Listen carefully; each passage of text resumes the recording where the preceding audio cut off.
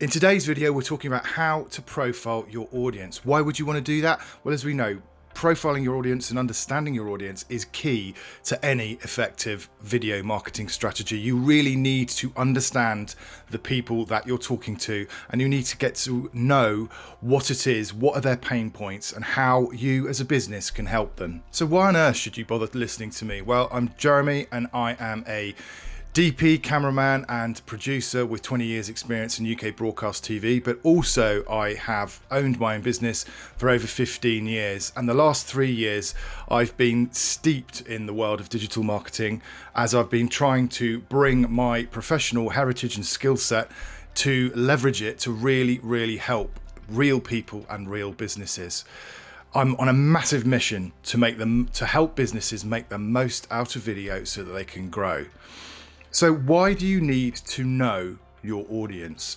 At the end of the day, your audience are your potential customers and they underpin your business. So it stands to reason you're going to really want to understand them and how best you can serve them as much as possible. Without an understanding of who your audience are, how can you be sure that you're selling the right things to the right people? And if you don't understand what they're searching for, how they actually get to your business in the first place via Google or, personal recommendation, however it is, how do you know that you're actually offering them something that they want? And if you don't understand what they're searching for or how they're finding you and your business, how do you know that you're offering what they actually need in terms of products or services? Without an understanding of your audience, because I'll be honest, it is a fairly hefty piece of work to do, but the time investment really pays dividends. It's one of those things that once you've sat down and invested a few hours in going through and profiling your audience, which we'll talk about in more specific detail in a second, it really does focus your mind, and you really start to understand in terms of your messaging whenever you're communicating anything, whenever you're creating videos or if you're doing blog posts or whatever, you can really visualize in your head who you're talking to, and that really sharpens up the focus on your content so that you're not being too generic. The danger is if you're producing generic communications, and obviously in this particular session we're talking about videos, if your videos are not that particularly targeted or they're not speaking about something that resonates with your audience, then simply the videos aren't going to land, and actually your audience will drift off. You have a very short space of time to engage with your audience and to almost prove to them that you're understanding the position that they're in, and also understanding the problems that they are trying to solve, which is why they have come across your content or your website in the first place. And profiling your audience is all part of being able to understand that. As I say, your communication won't resonate with people in the right way if it is too generic. Also, the other danger is if you're producing stuff which is kind of a very general sort of style of communication and it's not particularly well targeted, your business can really appear to be quite out of touch or uncaring or maybe a little bit aloof, or worst case, it could look like it's completely kind of misguided when you're kind of offering the wrong kind of product or service, or you're talking in terms that just really do not resonate or land with the people that you're trying to attract into your business, and obviously that would be an absolute disaster for you. Also, the other thing as well that you'll find if you really don't understand who you're speaking to is that any ad campaigns that you run, so Google ads or YouTube or Facebook ads, most likely you'll end up running campaigns that will cost your business money, in the sense that your ROI will be way down. And part of the reason for this could be that, if you haven't spent the time to go and drill down and really understand who your audience are, that actually you could be, producing ads and writing copy that simply is so wide of the mark, it's not landing at all well. What we always suggest and what I always say to people is, you need generally to approach everything from your audience's perspective. The whole point of with this exercise that we're going to go through and talking about profiling your audience and creating a customer avatar is you've got to really put yourself in their shoes By doing that, you start to really understand what it is that will be attractive in terms of your product or service to your audience, and you can start to lead with those sort of things. So always, I say, always concentrate on WIFM from your audience's perspective. Obviously this is, which would stand for what's in it for me. What's the point in them, your audience, engaging with your content?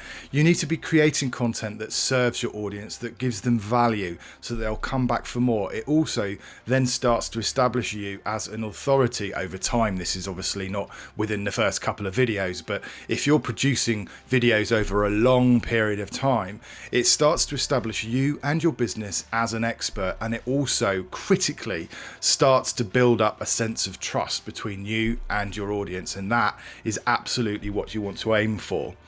So as I say, yeah, absolutely, always produce content. And this goes for video, or it goes for blog posts, whatever you're creating. Always make sure you're offering valuable advice, actionable advice, and advice that will really meet the needs of your audience. You know, don't talk about, in your communications, don't focus on you to begin with. It's all about them. It's all about how you can help your audience achieve or overcome the issues that they're facing at that point. And we'll get to those. You can define these sorts of issues that your audience will be facing by doing a customer avatar exercise, which we'll be leading into in a couple of seconds. As I say, it's really not about us as business owners. It's about our audience. It's about how we can solve their issues, their pain points. At that point, after that, you get into the validation kind of phase, if you like, that's when you start to talk about how qualified you are as a business or as an expert to help them with the problem. But before you do that, you've really got to start building up that know, like, and trust. So the kind of validation, the fact that you've won loads of awards and all of that stuff, that all happens a lot later on in the process. It's not something you should really start, going into straight away, because frankly, that's, if you imagine you've come across a business for the first time, you don't really know who they are, and they're sort of, the lead in their conversation is all about how they're great, how they've won loads of awards. It's not really getting off on the right foot, really, is it? It would say to me as a potential client, well, actually, you seem to be more obsessed by you and the awards you've won rather than helping me. So you've got to just bear these things in mind. And like I say, always produce content that is relevant, that will actually help your clients, your potential clients' lives, will better their lives in some way or other. So how do you actually get to understand your audience? And that is where customer avatars or client personas come in. So what is a customer avatar? Well, it's a detailed representation of a particular kind of set of people that your business serves. You basically flesh out and create a character, and that acts as a touch point and a sense check for all of your communications or your ads, or any time where you're communicating out towards your audience.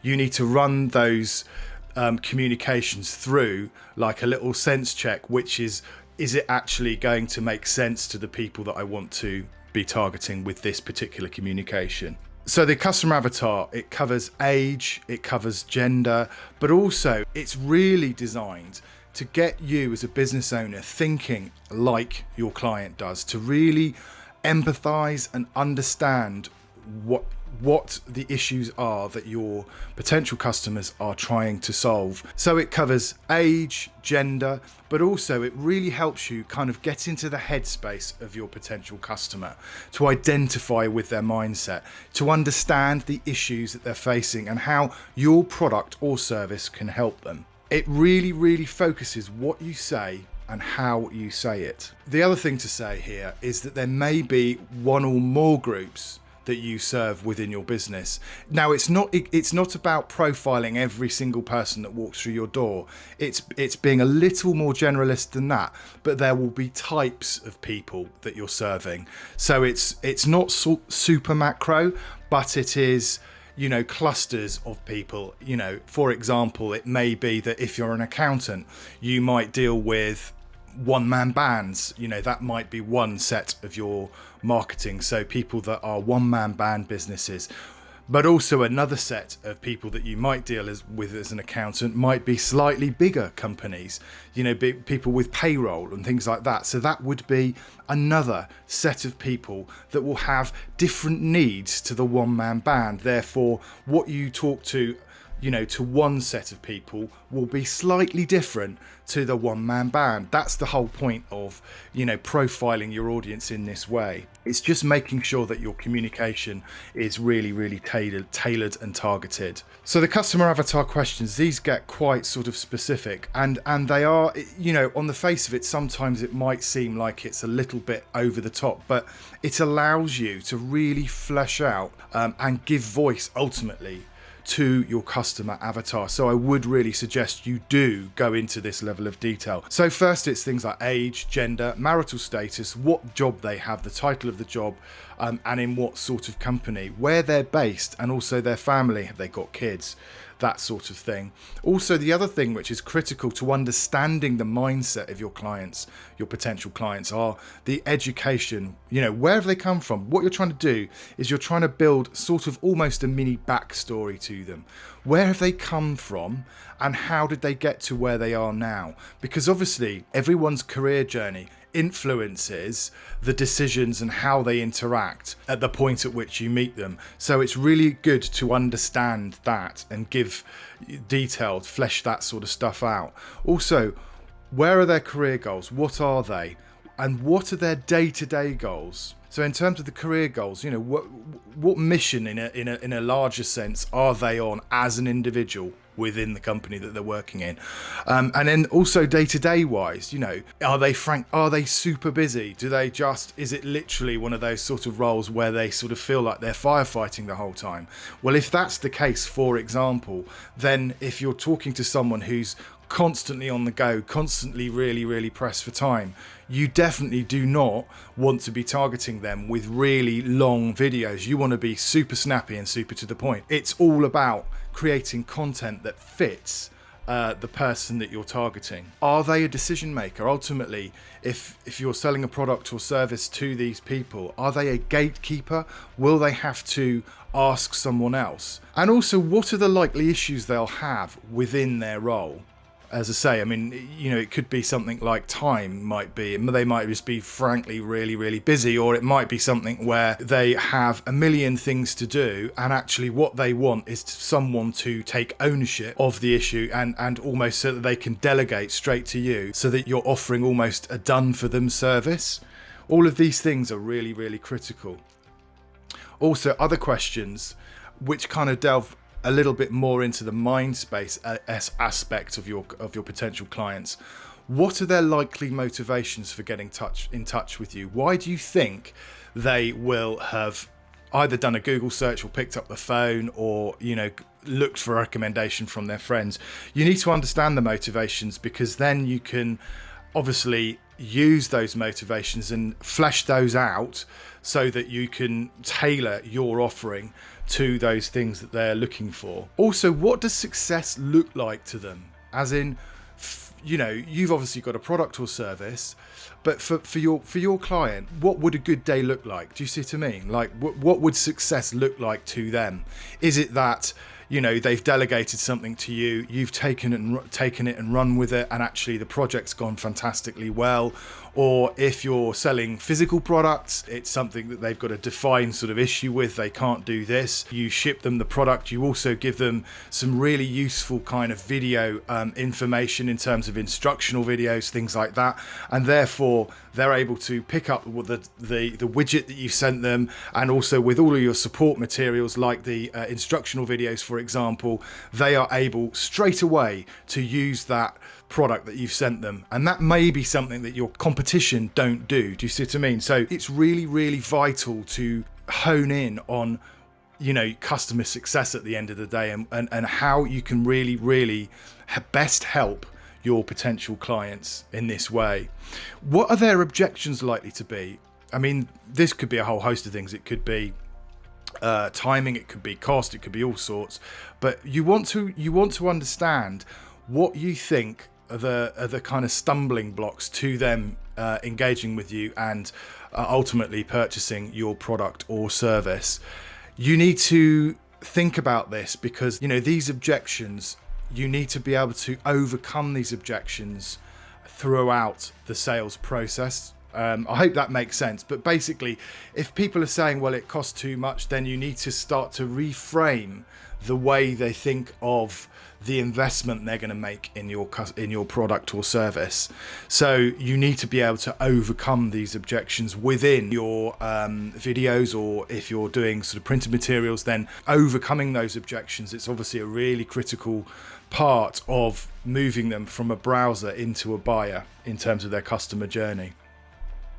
So how do you put it all into practice? Well, you need to make sure you're super specific in your communications. And like I say, if you've gone through the detailed work of fleshing out those customer avatars and those customer personas, you will be then talking to one specific set of people with any particular communication. What you want to move away from, I'd suggest, is the notion that you just produce one kind of communication which is generic and kind of fires out at everyone, because that's not going to resonate particularly well. If you imagine you can have 3 different sets of people, if you're doing something generic, it speaks a little bit to all 3. It doesn't really meet the needs specifically of any of those sets of people. So you need to be thinking about communicating in a much more specific way and addressing specific issues those people have. You need to then tailor the offer that you have.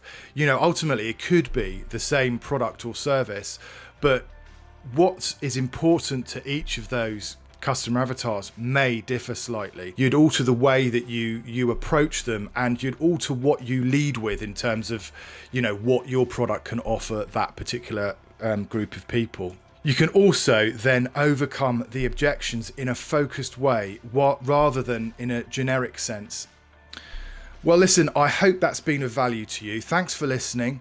You can find more help on this channel. There are loads and loads of videos ready for you to start to create your own video content. That's what this channel is all about. It's all about empowering businesses to make the most of video. And if you have any suggestions, if there are any topics that you want me to cover, just ping me a message in the comments below. I'd love to hear from you. Also, we really appreciate your support. So if you know anyone that could make use of this resource, please share it. I'd love you to like, share, and obviously subscribe if you can. Hit that little notification bell. That would be amazing. More information can obviously be found on our websites, which are listed. In the meantime, get creating. I hope this has been of value to you, and have a fantastic day, and we'll see you soon.